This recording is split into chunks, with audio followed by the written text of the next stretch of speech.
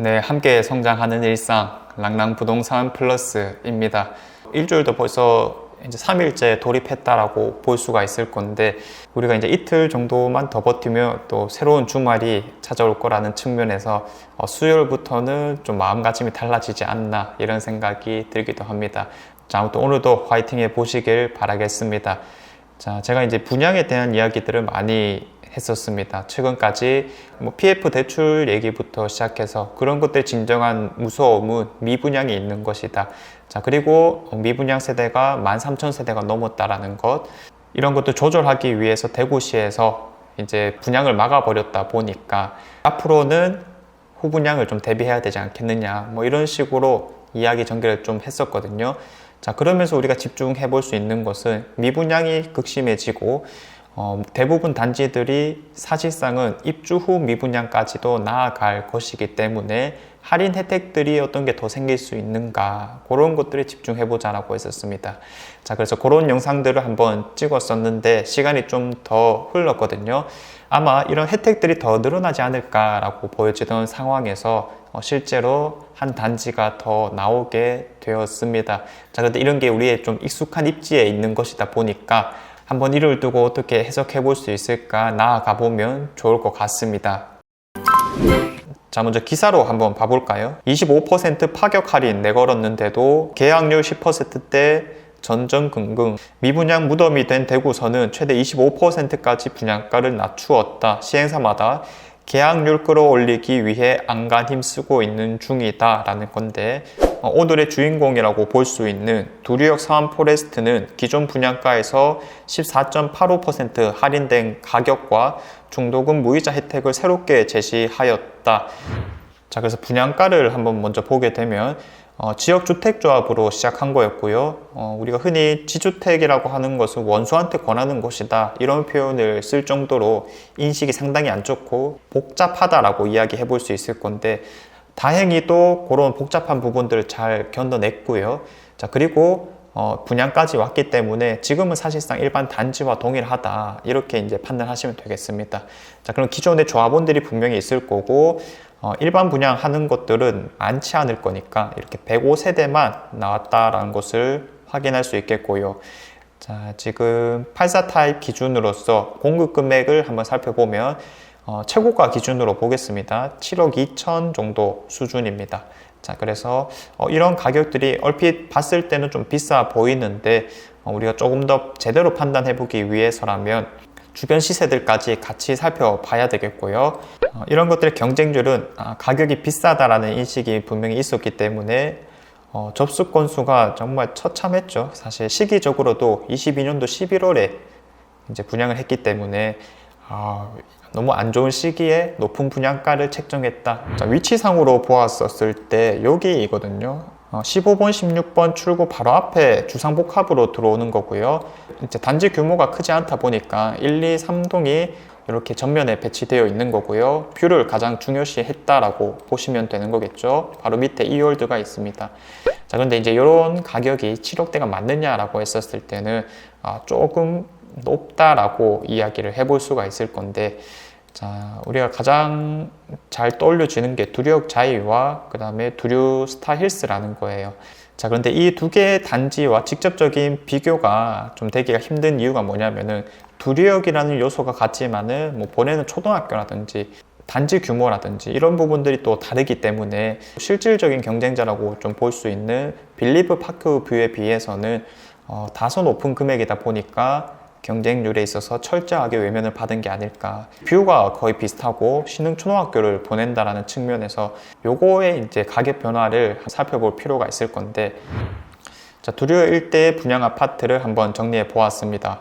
자, 두류역 자이가 8억에 분양을 했어요. 당시에 너무 높다, 이제 이렇게 얘기를 했는데 9대1까지 나오고 청약 가점도 60점이 넘었던 것이 있었다 보니까, 야, 이거 생각보다 너무 결과가 잘 나왔네, 이런 식으로 이제 얘기를 하던 상황이었고, 자, 그리고 이제 바로 뒤에 있었던 두류 스타일스가 최고가 기준으로 한 6억 9천 정도 수준이었었는데, 미분양이 또 많이 나오다 보니까 일찌감치 10% 할인 분양을 조건으로 내세웠습니다. 그래서 최종 가격은 6억 2천이고요. 이게 이제 최고가 기준이라는 것을 잘 기억해 두시면 될 것 같습니다. 나머지도 다 똑같고요. 자, 그래서 저층이라면 당연히 5억대도 충분히 발견할 수 있을 상황일 거고요. 자, 그리고 우리가 방금 보았던 두리역 사원 포레스트 같은 경우에는 최고가 기준으로 7억 2천이었는데 이번에 할인을 14.85%를 넣었습니다. 자, 그리고 뷰라든지 학군에 있어서 동일할 거라고 보여지는 빌리브 파크 뷰 같은 경우에 2020년도 7월쯤에 분양을 했고요. 그때는 6억 정도에서 분양가가 나왔습니다. 그때 당시 시기를 놓고 보았을 때 그래도 다 완판이 되던 시기였었죠. 다 완판이 되었었고 할인은 굳이 안 하고 있습니다. 그래서 그냥 분양가 그대로 나오고 있는 건데 이런 것들의 문제점은 마피가 나오고 있다는 거죠. 실제 매물을 한번 살펴보게 되면 여기는 84 타입 딱 2개 타입밖에 없거든요. 지금 최저가가 마이너스 5,000P부터 나와 있습니다. 자, 그래서 5억대 초반이면 무난하게 살 수 있는 가격대들이 현재 나오고 있고 지금 3월이다 보니까 입주장이 다가오면 다가올수록 조금 더 흔들릴 만한 여지가 크다라는 측면에서 지금 사실 실거래가도 전혀 안 잡히고 있거든요. 자, 그래서 이거 5천대 초반이면 중층 이상도 충분히 노려볼 만하다. 고층까지도 노려볼 만하다라고 예상이 되고 있습니다. 자, 그러면 실질적인 경쟁자라고 할 수 있는 서한 포레스트와 거의 1억 정도 가격 차이가 나고 있다 보니까 요거 조금 애매해진다라고 이야기를 해볼 수가 있겠죠. 자, 그럼 왜 이렇게 분양가를 높게 한 것이냐 이런 의문이 좀 들기도 할 텐데 그래도 6억 정도는 받을만 하다 이렇게 얘기를 하는 것 같고요. 이제 결국 분양가를 책정했던 당시에 이제 상황을 한번 지켜봐야 될 건데 두리역자이의 나름대로의 흥행이 작용된 게 아닐까 싶습니다. 아무튼 참고할 만한 근거가 되는 것일 거니까요. 자, 그런데 결과론적으로 터무니없었다는 것을 분명히 알았을 것 같고요. 자, 그리고 또 한 가지 이제 내세울 수 있는 건 과연 싸게 분양을 했다 하더라도 이 미분양이라는 것을 피할 수 있었을까라고 묻는다면 그건 또 아닐 것이다 라고 판단해 볼 수 있을 것 같아요. 자, 실제로 두리역과 비슷한 입지라고 볼 수 있는 죽전역이 있고 그 아래쪽으로 내려가다 보면 볼리 내거리라고 하는 곳이 있는데 이런 곳들의 주상복합들이 그 직전에 결과가 처참했다는 것을 알면서도 꾸역꾸역 한 7억대 수준에서 계속 분양을 했었거든요.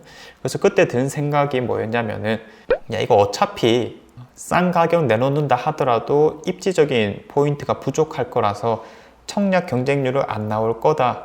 그럴 거면 더 뒤를 도모해서 할인이라도 좀 높게 책정을 해주게 된다라면 혹은 이제 안심보장제라든지 다른 혜택들을 크게 늘린다라고 한다면은 오히려 사람들이 좋아하지 않을까. 우리가 보통 깎아주는 맛으로 물건을 산다 이런 표현을 쓰고 있다 보니까 우선은 높은 금액에 분양가를 책정했던 것으로 보여지고요. 자, 뭐니 해도 이제 여기서 앞으로 우리가 생각해 봐야 되는 것은 그러면 어떻게 행동하는 게 맞을까라는 부분이 될 수 있는 거겠죠. 사실 우리가 가장 두려워해야 되는 것은 경쟁 체제에 놓인다라고 하는 겁니다.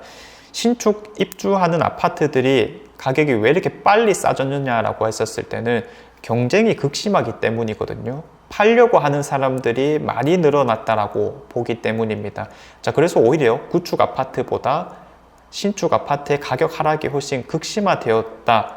이런 시기들이 또 있었는데 미분양 단지들의 경쟁은 사실 지금이 아니에요. 보통 우리가 공사 기간을 3년 정도 거치다 보니까 지금으로부터 3년 전까지는 분양 열정이 아주 뛰어났던 시기였거든요. 근데 21년도쯤부터 이제 분양 시장이 급속도로 안 좋아지기 시작했어 가지고 그러면 24년도 이후에 입주하는 것들이 입주 후 미분양을 겪게 될 가능성이 상당히 높아졌죠. 아니죠. 이거는 기정사실화가 되었던 거죠.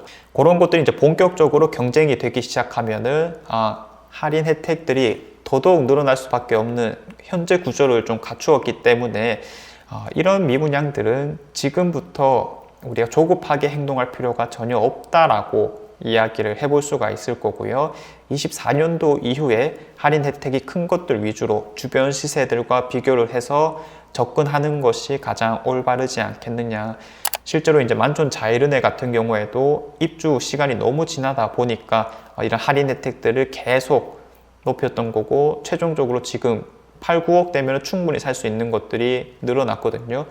그래서 그 일대 시세에 비해서는 이제는 좀 합리적이다라고 하는 수준까지 왔기 때문에 뭐 계약자도 한두 명씩 이제 생기고 있다 이런 표현을 쓰는 건데, 두리역 같은 경우에도 두리역 자이가 지금은 상대적으로 너무 높은 가격이라서 거기서부터도 할인 혜택들이 이제는 나올 가능성이 높아졌다. 자, 그래서 이런 이제 비수송고에서 괜찮은 곳에 접근하시는 분들은 급할 필요가 전혀 없는 시장이다. 이렇게 간단하게 말씀드릴 수 있겠습니다. 항상 우리가 조급함이 가장 문제인 것 같아요. 그래서 저도 최근에 여러 상담들을 진행하곤 하지만은 시야가 좀 좁은 상태에서 선택지가 많이 없다 보니까 조급한 마음에 이제 어떤 선택을 하게 되는 건데, 지금은 시야를 넓혀두는 게 가장 중요한 타이밍이다 이렇게 이제 표현할 수 있기 때문에 느긋하게 그리고 충분히 알아보신 상태에서 진행해 보시면 되겠고요. 내가 부동산에 대해서 시세 조사도 잘 못하겠고 이런 제대로 알아본 적이 잘 없다, 그리고 조급함 때문에 어떤 실수를 한 적이 있다라고 하신다라면 한 번 정도 오프라인 상담을 신청하시는 것도 좋지 않을까라는 생각이 듭니다. 아무튼 정말 중요한 결정이 될 테니까요. 자, 가면 갈수록 이 할인 혜택들이 늘어나고 있습니다. 그 지역뿐만 아니라 대구 전역을 중심으로 가격들과 그리고 아파트들을 비교해야 되는 만큼 이런 것들을 잘 쌓아 나가시길 바라겠고요. 이상 오늘 제가 준비한 내용은 여기까지입니다. 오늘도 좋은 하루 보내시고요. 내일도 유익한 내용으로 찾아오도록 하겠습니다. 감사합니다. 혹시라도 내가 이제 좀 접근을 해보겠다라는 사람도 분명히 있을 수 있으니까, 이 단지를 기준으로는 이게 이제 상업지역으로 잡혀 있다라는 점이거든요. 그러니까 이제 아주 고층에 주상복합으로 올릴 수 있다라는 건데, 지금 요 뒤에도 움직임이 좀 있다라는 소식이 들려오고 있어요. 자, 그래서 충분히 아파트가 나올 수 있는 상황으로 비춰지기 때문에 중간에 뷰가 나올 것이다라고 보여지는 이 동호수들은 이거 보수적으로 좀 책정해야 된다. 왜냐면 우리가 금방금방 팔고 나갈 게 아니기 때문에. 자, 그래서 언제든지 이런 계획들은 더 생길 수 있는 거라서 최대한 사이드로 좀 빠지는 것을 추천드리는데, 곰곰이 한번 봤을 때는 101동의 오른쪽으로 뷰가 나오는 것이 가장 적합하지 않을까, 그렇게 생각을 해봅니다. 기존에 조합원들이 좀 있었다라고 얘기를 했잖아요. 우리가 몇 동에 몇 층을 선택할 수 있는지도 홈페이지에 다 나와 있습니다. 자, 그렇다면 아까 전에 101동의 사이드가 좀 낫다라고 얘기를 드렸으니까 5호 라인이 가장 뛰어나다라고 볼 수 있겠죠. 아니면 5구 타입이라고 했었을 때는 뭐 3, 4호 라인 이런 데가 괜찮을 거고요. 그래서 101동의 5호 라인이라면 사실 선택할 수 있는 게 그렇게 많지는 않다 보니까 뭐 탑층 정도라면 또 무난하게 괜찮지는 않을까, 이렇게 생각을 해봅니다.